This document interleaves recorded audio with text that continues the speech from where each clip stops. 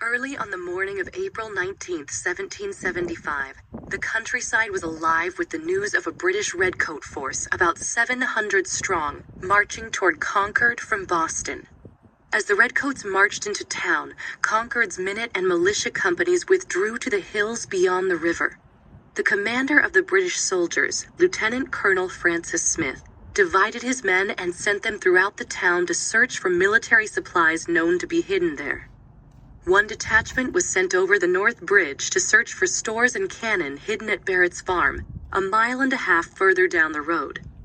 3 companies, about 96 men, were posted between the bridge and the colonial militia.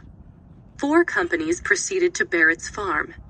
Meanwhile, the colonists were joined by men from the surrounding towns, increasing their numbers to more than 400 men.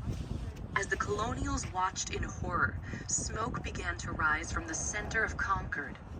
The redcoats were burning some captured supplies, but the colonists feared the town had been set on fire. At a brief council, Joseph Hosmer demanded, "Will you let them burn the town down?" The colonial officers led their men down the hill. The redcoats pulled back to this side of the... I'm paused. Please turn me some more.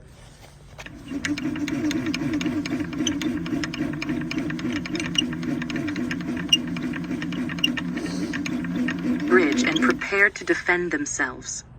They fired warning shots, but the colonists continued to advance. The redcoats then fired a volley, this time into the colonial ranks. 2 colonists were killed, Isaac Davis and Abner Hosmer, both of Acton. Major John Buttrick shouted the order, "Fire, fellow soldiers, for God's sake, fire!" For the first time, Americans were ordered to fire on the King's troops. 2 redcoats were killed and 9 wounded, including 4 of the 8 officers present.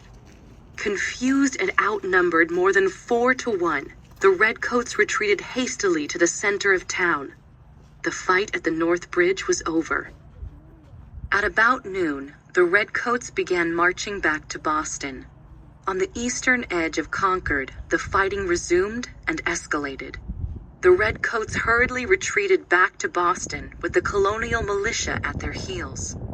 The men of Massachusetts Bay Colony who risked their lives at Lexington Green, North Bridge, and along the Battle Road ignited a flame in the hearts of their countrymen. The American Revolution had begun.